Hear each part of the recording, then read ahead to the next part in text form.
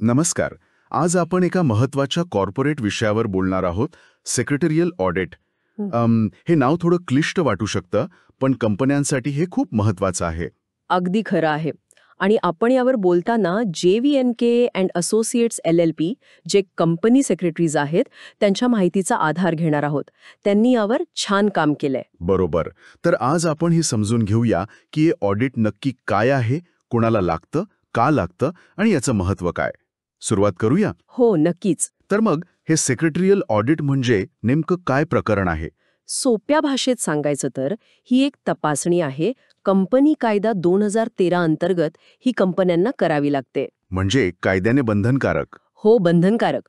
याचा मुख्य हेतू हा बघणं आहे की कंपनी सगळे कायदे, नियम वगैरे नीट पाळत आहे की नाही. म्हणजे लीगल आणि रेग्युलेटरी रिक्वायरमेंटचं पालन होतंय का हे तपासलं जातं. अच्छा, म्हणजे फक्त कागदपत्र तपासणं नव्हे? नाही, त्याहून बरंच काही. एक प्रकारे कंपनीची एकूण कंप्लायन्स कल्चर कशी आहे, म्हणजे कायदे पाळण्याची वृत्ती कशी आहे, हे यात बघितलं जातं. कंप्लायन्स कल्चर हा शब्द महत्वाचा आहे. पण हे काम कोण करतं?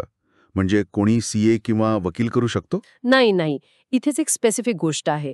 हे ऑडिट फक्त आणि फक्त प्रॅक्टिसिंग कंपनी सेक्रेटरी, म्हणजे जे व्यवसायात आहेत आणि पात्र आहेत, असेच कंपनी सेक्रेटरी करू शकतात. अच्छा, फक्त तेच. हो, कारण त्यांच्याकडे कायद्याचं विशेष ज्ञान असतं आणि त्यांची भूमिका स्वतंत्र असणं अपेक्षित असतं. म्हणजे ही मोठी जबाबदारी आहे. आता याच्या उद्देशाबद्दल बोलू. कायदा पालन तपासणं तर झालंच, पण यामागचा मोठा उद्देश काय आहे तुमच्या माहितीनुसार? नक्कीच. कायदा पालन हा तर बेस आहे. पण त्या पलीकडे जाऊन चांगल्या कॉर्पोरेट गव्हर्नन्सला प्रोत्साहन देणं हा मुख्य उद्देश आहे. गड कॉर्पोरेट गव्हर्नन्स म्हणजे कंपनीचा कारभार चांगला, नैतिक आणि पारदर्शक असावा. जिथे हे ऑडिट गांभीर्याने होतं तिथे गुंतवणूकदारांचा विश्वास वाढतो असं दिसून आलंय. हो, हे महत्वाचं आहे. आणि अर्थातच भविष्यातले मोठे दंड किंवा कंपनीची बदनामी हे टाळता येतं. बरोबर. प्रतिष्ठा महत्वाची असतेच. पण हे ऑडिट नक्की कोणासाठी बंधनकारक आहे? सगळ्याच कंपन्यांना करावं लागतं? नाही, सगळ्यांना नाही. कायद्यात स्पष्ट निकष आहेत. पहिलं म्हणजे सर्व लिस्टेड कंपन्या. ओके, शेअर बाजारात लिस्ट असलेल्या. हो. मग पब्लिक कंपन्यांसाठी काही मर्यादा आहेत.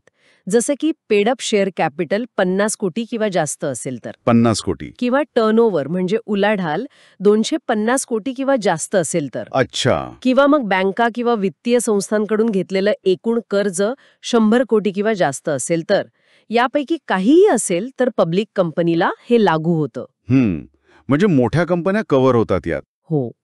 आणि अजून एक गट आहे लिस्टेड कंपन्यांच्या मटेरियल असूचीबद्ध सबसिडियरीज, म्हणजे महत्वाच्या उपकंपन्या. मटेरियल सबसिडियरीज याची व्याख्या काय असते? त्याची व्याख्या कायद्यात आहे, पण ती कधी थोडी गोंधळात टाकणारी असू शकते कंपन्यांसाठी. समजलं. आता या ऑडिटमध्ये काय काय तपासलं जातं? फक्त कंपनी कायदा? नाही, व्याप्ती बरीच मोठी आहे.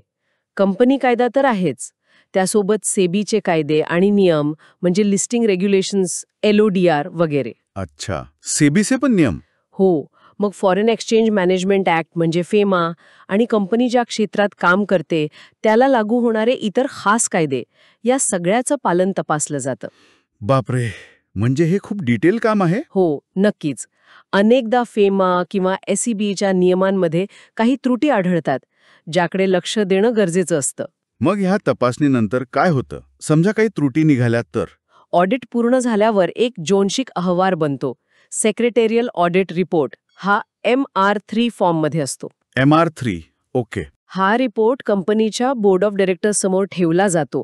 त्यांना त्यावर त्यांचं मत किंवा स्पष्टीकरण द्यावं लागतं. आणि मग तो फक्त बोर्डापुरताच असतो? नाही, तो पुढे कंपनीच्या वार्षिक अहवालाचा भाग बनतो. म्हणजे तो पब्लिक डोमेनमध्ये येतो. भागधारक, गुंतवणूकदार कोणीही तो बघू शकतो. म्हणजे पूर्ण पारदर्शकता येते त्यामुळे. अगदी. आणि इथे एक गोष्ट लक्षात घ्यायला हवी. चांगला ऑडिटर फक्त चुका काढत नाही, तर सुधारणांसाठी सूचनाही देतो. म्हणजे हा रिपोर्ट एक प्रकारे कंपनीसाठी सुधारण्याची संधी पण असतो. बरोबर. म्हणजे हे फक्त एक कायदेशीर बंधन नाही, तर कंपनीच्या कारभारासाठी एक उपयुक्त साधन आहे. नक्कीच. तर एकंदरीत आपल्या चर्चेतून हे स्पष्ट होतंय की सेक्रेटरियल ऑडिट हे फक्त कायद्याचं पालन करण्यापुरतं नाही, तर कंपन्यांमध्ये सुशासन, पारदर्शकता आणि जबाबदारी आणण्यासाठी खूप आवश्यक आहे. हो, अगदी बरोबर. हे सगळं ठीक आहे. ऑडिट होतं, रिपोर्ट येतो, कायद्याचं पालन होतं. पण जाता जाता एक विचार येतो मनात. कंपन्या या रिपोर्टचा वापर फक्त चला कायद्याची गरज पूर्ण झाली एवढ्यापुरताच करतात, की खरंच त्यातील मुद्दे गांभीर्याने घेऊन आपल्या कामाच्या पद्धती सुधारतात, अधिक पारदर्शक बनण्याचा प्रयत्न करतात. म्हणजे केवळ कंप्लायन्स टिकबॉक्स करण्यापलीकडे जाऊन त्याचा व्हॅल्यू ॲडिशनसाठी किती वापर होतो यावर विचार व्हायला हवा असं वाटतं.